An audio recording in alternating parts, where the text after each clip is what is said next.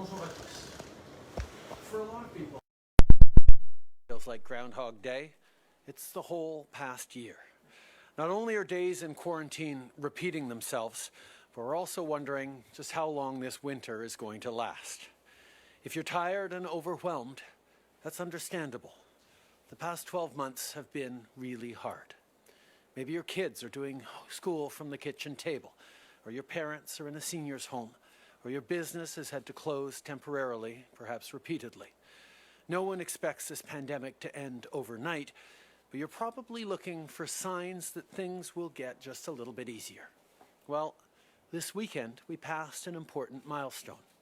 It's now been 3 weeks with COVID-19 cases consistently falling across the country.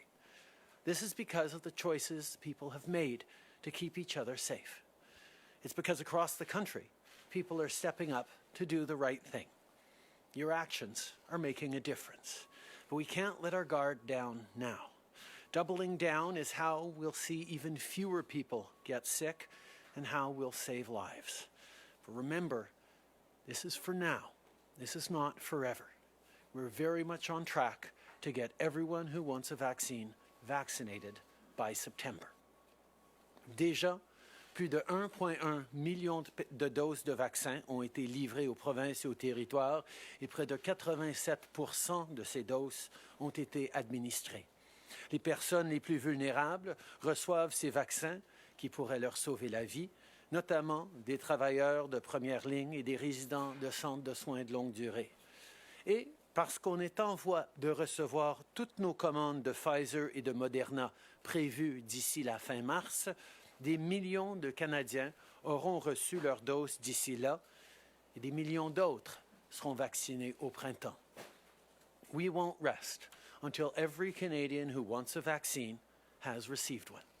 Now, this is no small task, and we knew there would be some hurdles along the way with unpredictability and increased demand for production. That's why we created a smart, proactive plan on vaccines and vaccine rollout. It's why we secured as many options as possible with hundreds of millions of doses from companies around the world. And it's why we invested in vaccine development and manufacturing here at home. And on that front, I have good news to share. 2 companies, Precision Nanosystems and Novavax, are now on track to manufacture vaccines right here in Canada. This is a major step forward to get vaccines made in Canada for Canadians. To begin with, we've signed a memorandum of understanding with Novavax to produce their COVID-19 vaccines at the new NRC Royal Mount facility in Montreal. Pending Health Canada approval, tens of millions of Novavax COVID-19 doses will be made right here at home. En septembre, j'ai visité le site des nouvelles installations du Centre de recherche en thérapeutique sur l'avenue Royal Mount à Montréal, où seront fabriquées des dizaines de millions de doses de Novavax.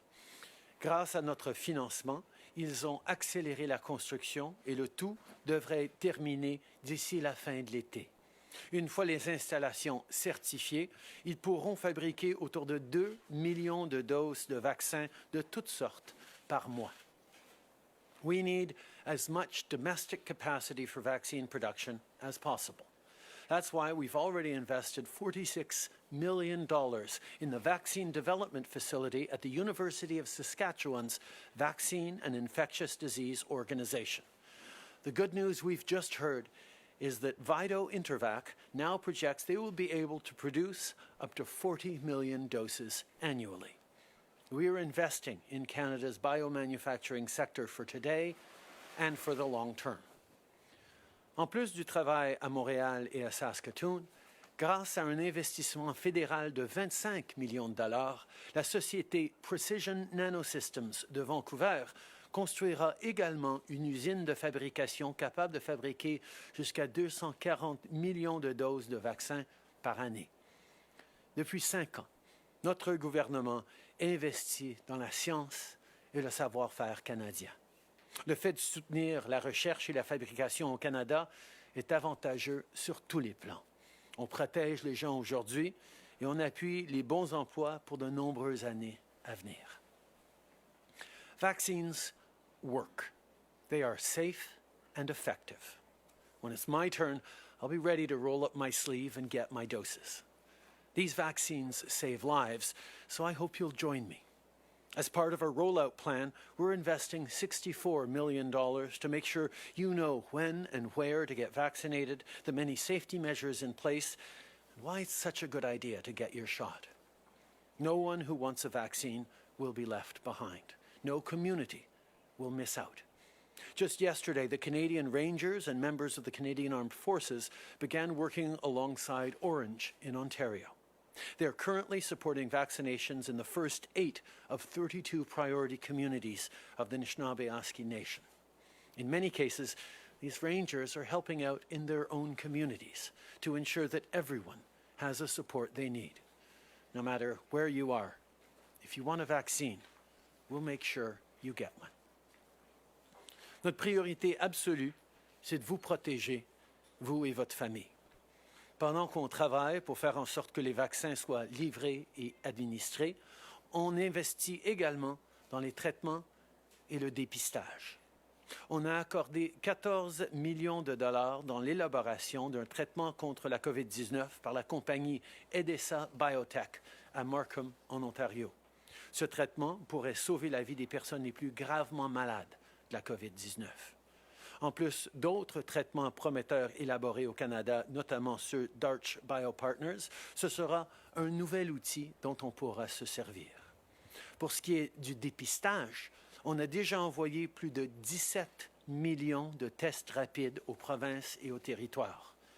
Toutefois, jusqu'à maintenant, seulement un peu plus de 3 millions d'entre eux ont été utilisés. Je continue donc d'encourager les provinces d'en faire usage. Ces tests doivent être utilisés, que ce soit dans les écoles, les centres de soins de longue durée ou les milieux de travail. Ils sont essentiels pour garder le nombre de cas aussi bas que possible. Ils vont être extrêmement importants dans les semaines et les mois à venir pour garder nos chiffres bas jusqu'à l'arrivée des vaccinations de masse. Pour veiller à ce que les tests de dépistage se rendent jusqu'aux gens qui en ont besoin, on collabore maintenant directement avec le secteur privé.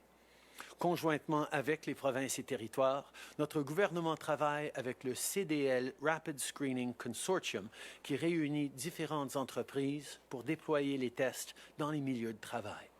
Le but du consortium est d'assurer la sécurité des milieux de travail et c'est aussi notre priorité. Grâce aux tests de dépistage rapide, les gens qui ne peuvent pas travailler à distance ont une possibilité de dépistage et une protection supplémentaire. Comme l'ont dit bien des spécialistes, la distribution à grande échelle de tests de dépistage rapide peut vraiment aider à contenir le nombre de cas. On fait ce qu'il faut pour protéger les gens au travail et maîtriser le nombre de cas pour tous les autres. On vaccines, on treatments, on testing, our top priority is making sure you and your family get through this crisis. But we can't do this alone. So when you wear a mask, when you keep your distance, when you stay at home, when you avoid gatherings, you're helping to save lives. So keep it up. We have to stay strong a little longer, but I know we're all up to the challenge. After all, the story of Canada is of people who never gave up, who never stop striving for a better tomorrow. That's something I was reminded of yesterday when I was at a virtual event with the first Black NHLer, Willie O'Ree, and some of the many young people he has inspired. From coast to coast to coast, Black Canadians have shaped our country. The reality is, though, that their stories are far too often ones of hard-won victories through adversity. The difficult truth is this: anti-Black racism, systemic discrimination, and unconscious bias still exist in Canada, and that has to change. As we rebuild from this pandemic, this is our time to act. This is our time to end injustices and inequalities and create a better, stronger country for everyone. L'année dernière, on a pris des mesures concrètes pour donner plus de moyens d'agir aux communautés noires à travers le pays. On a notamment lancé le tout premier programme pour l'entrepreneuriat des communautés noires du Canada et on a poursuivi la mise en œuvre de notre stratégie de lutte contre le racisme. On sait qu'il reste encore beaucoup de travail à faire. On doit, entre autres, éliminer les inégalités systémiques dans notre système de justice. Alors qu'on entame le mois de l'histoire des Noirs, on doit tous être conscients que c'est non seulement une occasion pour nous de réfléchir aux réalisations des Canadiens noirs, mais aussi de nous joindre à leurs efforts en vue de bâtir un pays meilleur et plus fort. Before I wrap it up for today, I want to give everyone a quick update on our work with the new American administration. Yesterday, I had a very productive call with Vice President Harris. We discussed shared priorities on everything from fighting this pandemic and creating good jobs to addressing climate change and strengthening our trading relationship. Canadians and Americans have long stood together, not just as neighbors and allies, but as friends. I'm looking forward to working with both Vice President Harris and President Biden as we tackle these challenges and opportunities. Merci beaucoup. Thank you, Prime Minister. Merci, Monsieur le Premier ministre. On va commencer la période de questions avec le téléphone aujourd'hui. Une question, une sous-question. One question, one follow-up. Opérateur, c'est à vous. Thank you, merci. Première question, Catherine Lévesque, La Presse canadienne, à vous. Oui, bonjour, Monsieur Trudeau.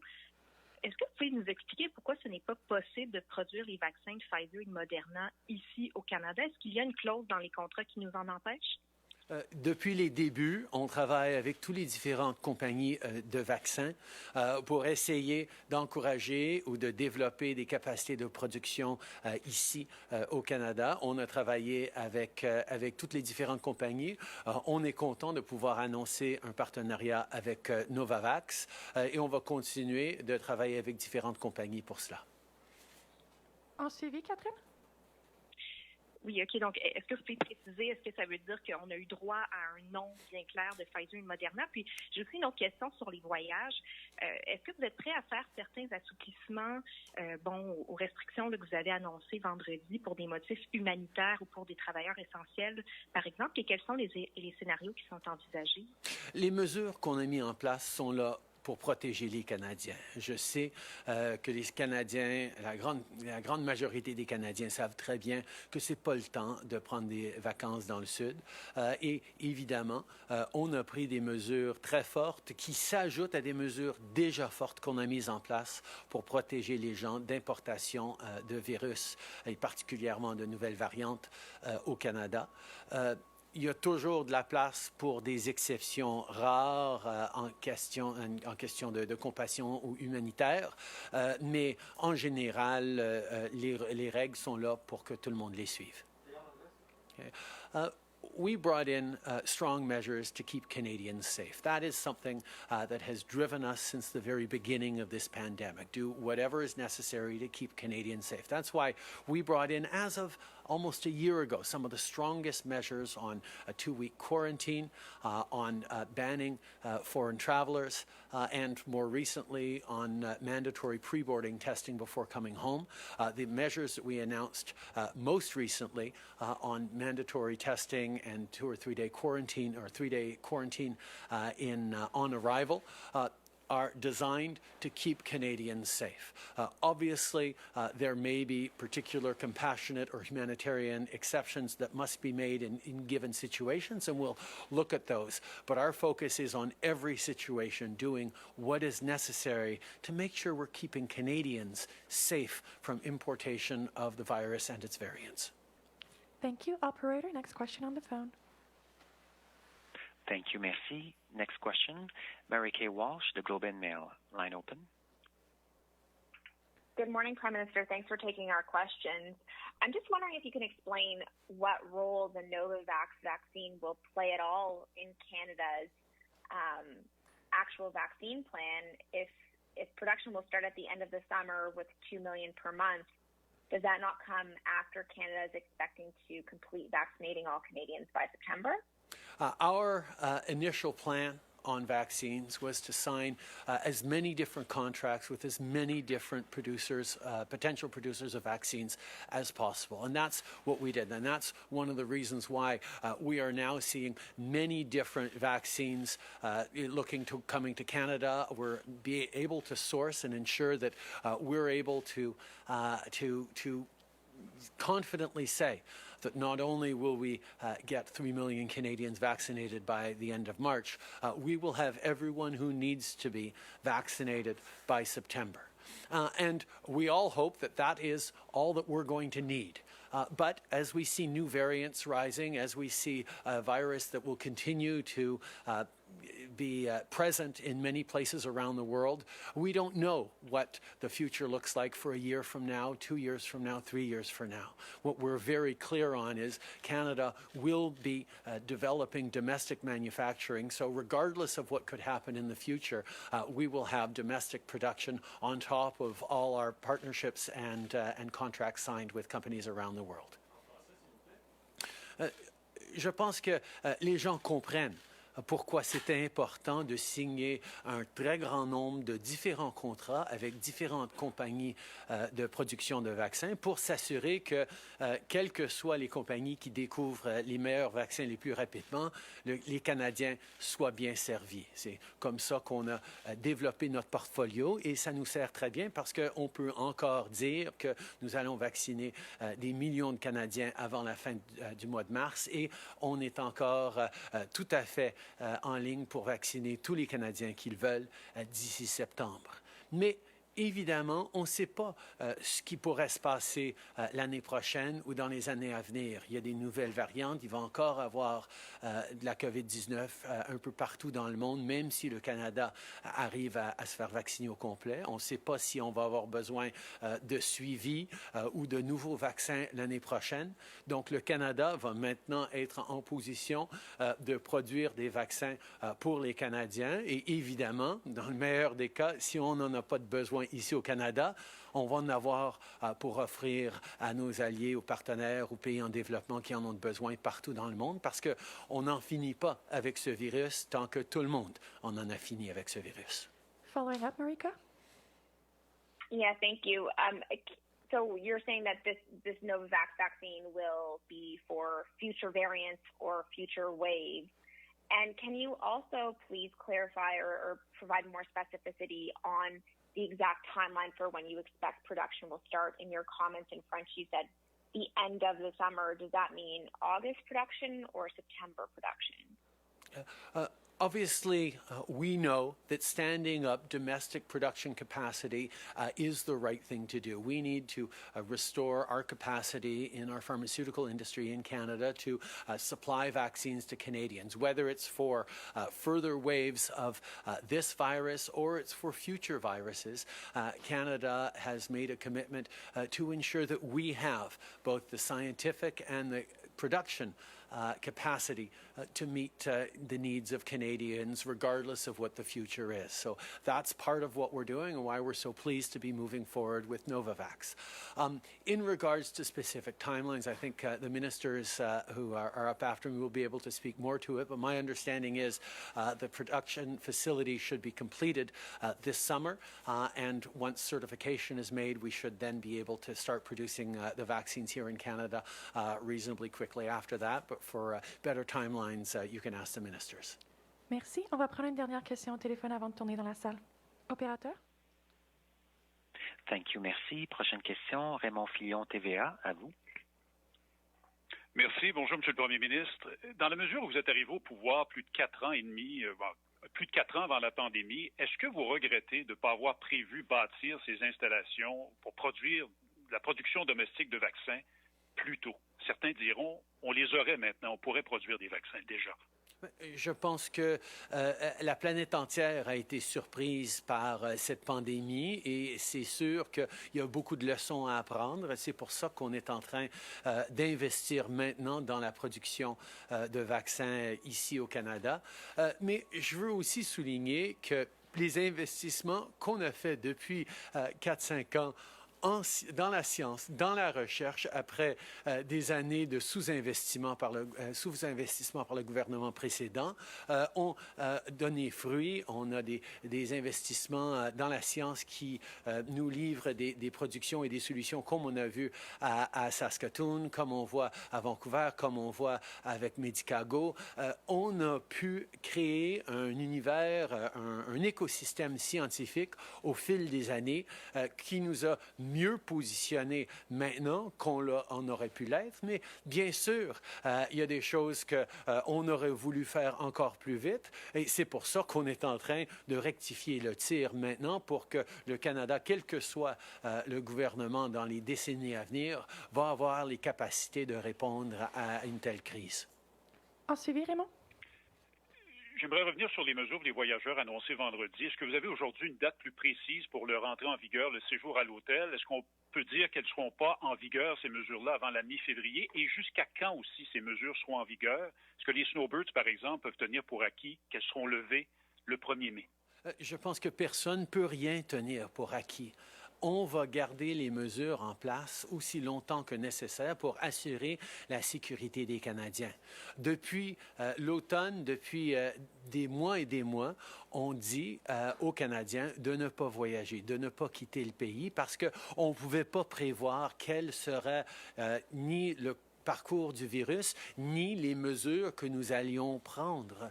Donc, je comprends les gens qui sont mal pris à ce niveau-là, mais nous avons dit très, très clairement que nous allions mettre des mesures en place pour assurer la protection des Canadiens, qu'il pourra avoir très peu de préavis sur les mesures qu'on est en train de mettre. Et par rapport aux mesures de dépistage obligatoires et la quarantaine, et le séjour de 3 jours dans les hôtels, on espère avoir ça dans les semaines à venir. Mais les gens travaillent très fort pour créer le système pour que ça soit là en place avant que les gens commencent à voyager pour la semaine de relâche. Prime Minister Kevin Gallagher, CTV National News. Now, the UK has vaccinated about 14% of its population. Canada's at 2.5%. The UK, similar to Canada, at the beginning of this pandemic, had next to no domestic production capacity for vaccines. So the UK ramped up, Canada did not. Why is Canada lagging behind? I think there are countries around the world that worked extremely hard to develop their scientific capacities, to expand their manufacturing. I'm very pleased. I was very pleased last September to announce investments in the Royal Mount facility that's going to lead us to having vaccine production capacity as of this coming summer. There's always more that we can do, but there's always going to be ways to draw on lessons learned and inspiration from other countries, although I will highlight that in terms of models, we recognize that the UK is seeing a much higher rate of infection and course of the disease than we are facing here in Canada. So there's some things that they might like to be more like Canada on, and other things we're certainly going to learn from them. But could your government have done more? Could you have done more for domestic capacity? As we demonstrated, we worked extremely hard to draw in investments, to make investments necessary to develop domestic capacity, and that's something that we're continuing to work on. We are going to have domestic capacity after this summer, and in the meantime, we have secured contracts with enough different vaccine makers from around the world to make sure that Canadians are going to get vaccines quickly. We are going to hit our targets for the end of March, and we're also going to ensure that all Canadians who want a vaccine will get vaccinated by September. That's a commitment we are able to make because we had an extremely ambitious and extremely robust plan to both sign contracts with potential vaccine makers, assure doses for Canadians, more doses per capita than just about any other country, at the same time as we're investing in domestic production capacity to make sure that in any future iteration of this pandemic or future pandemics, we will be prepared. Je peux rassurer les Canadiens que nous avons pris les mesures nécessaires pour pouvoir vacciner le plus grand nombre de Canadiens le plus rapidement possible. On a signé des contrats avec un plus grand nombre de compagnies pour plus de doses par personne que n'importe quel autre pays et ça nous assure que non seulement on va atteindre nos cibles de millions de gens vaccinés avant la fin mars, mais nous allons pouvoir vacciner tout le monde qui le veut en septembre. En plus de ça, nous avons commencé l'année passée à investir dans des productions domestiques de vaccins parce qu'on sait que dans l'évolution future de la COVID-19 ou dans d'autres pandémies qui pourraient arriver dans les années, les décennies à venir, nous allons être prêts pour y répondre. Prime Minister Mike Blanchfield, Canadian Press. On the EU export restrictions, what are they meant for, other than to are they meant to protect Europe's supply? Are they meant to keep these drugs out of Canada? And we have a free trade deal with the European Union. What good is that? In my conversations with the EU Commission President Ursula von der Leyen, she highlighted the need for greater transparency on vaccine production to make sure that things are being fair. They expressed certain concerns around AstraZeneca and Great Britain, for example, that is preoccupying Europe, but I'll allow the Europeans to talk a little bit more about that if they get asked. Our focus is on ensuring that the contracts that we've signed with Pfizer and with Moderna in particular continue to be respected, and the assurances that I've received, the assurances that this government has received, is that these transparency measures will not interfere with shipments destined for Canada. Do you have that in writing? International affairs and agreements between nations are based an awful lot on firm commitments made in conversations and shared publicly. It's not like a small claims court where you can show a document. The conversations I had with the President of the European Commission were enough to reassure me and should be enough to reassure all Canadians that the European Union is extremely mindful that Canada's contracts be respected and that our supply of vaccines not be interfered with. David Akin, Global News, Prime Minister, and yet for all that you've just said, today's announcement about domestic vaccine manufacturers comes, within hours of your trade minister issuing press release assuring us we're going to get this stuff. Nothing is written down, yet we have lots of stuff written down in trade agreements. Are you certain that the EU is not going to break its word? Why can't we get Canada on that list of countries that are exempted? Why can't you get something in writing? Why haven't you asked for something in writing? In the spring, we made a decision that standing up domestic production of PPE was the right thing to do, regardless of whether or not we were confident we were going to continue to be receiving PPE from countries around the world. We knew that standing up domestic capacity was just the smart thing to do, not just for the short term, but to build the kind of resilience and jobs and opportunity that Canada needed through this pandemic. Similarly on vaccines, even though we have strong assurances from the European Union that the transparency measures they're bringing in will not affect Canada's supply, it is only responsible and right for Canada to be investing as well in our domestic biomanufacturing capacity, and that's exactly what we're doing.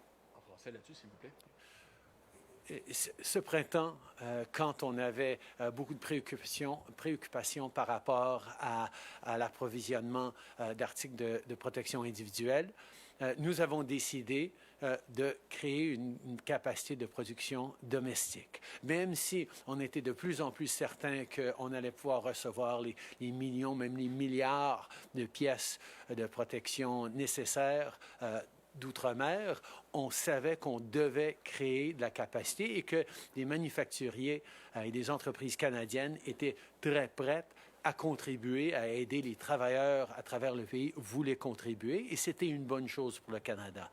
Pareillement, même si on a des contrats que nous savons vont être respectés, qu'on est en train de travailler de façon très, très collaborative avec nos alliés partout dans le monde, et particulièrement en Europe, nous savons que c'est une bonne chose aussi d'investir dans nos capacités de production biopharmaceutique ici au Canada. Bonjour, M. Trudeau, Louis Blouin de Radio-Canada. Je veux revenir sur les exemptions que votre gouvernement étudie pour les nouvelles règles pour les gens qui reviennent au pays.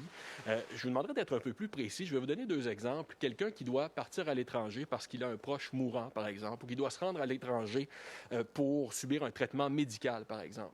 À vos yeux, est-ce que c'est acceptable que cette personne-là paie 2 000 $ en revenant? Depuis les débuts, on a des règles extrêmement strictes sur la quarantaine, sur des prohibitions contre les déplacements non essentiels. On est là pour continuer à assurer la protection des Canadiens. On peut générer toutes sortes de cas et justement, nos députés et nos services d'agents des frontières ont vu des enjeux préoccupants. C'est pour ça qu'on a amené des exceptions à l'automne pour pouvoir voir plus de familles réunies malgré les restrictions qu'on a mises. On a mis ces mesures en place de quarantaine obligatoire pour assurer la protection des Canadiens. On va toujours être ouvert à entendre des préoccupations que des gens ont ou des exceptions, mais je souligne cette idée de base. C'est pas le temps de voyager. Et depuis les débuts de cette pandémie, il y a des gens qui ne peuvent pas être là pour des funérailles d'être chers. Il y a des mariages qui ont été reportés. Il y a des choses qui se sont faites de façon virtuelle. C'était extrêmement difficile pour bien des gens et ça va continuer d'être difficile pour plusieurs personnes. Cette pandémie est difficile. Mais notre responsabilité en tant que gouvernement, c'est de faire tout le nécessaire pour empêcher que plus de personnes soient infectées, que plus de personnes meurent de façon inutile. C'est pour ça qu'on a mis des mesures très fortes aux frontières. On va toujours essayer de voir s'il y a des cas extrêmes où on peut faire des petites exceptions, mais même en faisant des exceptions au cas par cas, on ne va pas mettre à risque les Canadiens. In English on the exceptions? I think anytime we're bringing in sweeping measures at the border to protect Canadians, as we've seen, there are stories of heartbreak, of difficulties, but we have emphasized now is not the time to be traveling. And since the beginning of this pandemic, there have been stories of funerals that haven't been able to be held, weddings had to put off or done by Zoom, families not being able to get together. There have been really difficult and heartbreaking moments through this pandemic. And unfortunately, with these new measures, I'm certain there will be more difficult situations and our hearts go out to people. But at the same time, our responsibility is to make sure we're keeping Canadians as safe as possible. These new variants out there are of real concern. So even if we do look at, or the minister does look at specific exceptions for compassionate, exceptional cases, I can tell you that our focus on making sure we're keeping Canadians safe from importations of this virus and of new variants is going to remain steadfast. Hi, Prime Minister Tom Perry, CBC. Given this vaccine nationalism that we're seeing, should our goal be to make Canada self-sufficient when it comes to vaccines? And just, you were asked this earlier in French, on the Pfizer and Moderna vaccines, are we not making them here in Canada because we don't have the technology or just because the companies don't want to make them here? I think different companies will follow different strategies as they move forward. We have certainly been working with vaccine producers around the world to encourage them to set up manufacturing facilities in Canada, both in the short term for this, but in the longer term as well, to restore our biomanufacturing capacity domestically. This is something that we're going to continue working on. We have good news today with Novavax. We're looking forward to sharing more good news on investments in biopharmaceuticals in the coming months and years. I think it's going to be important that Canada be self-sufficient, but we're also a trading nation that understands that good, solid trading relationships with countries around the world are also a way of keeping Canadians properly supported and flourishing. Merci, c'est ce qui met fin à la conférence de presse d'aujourd'hui.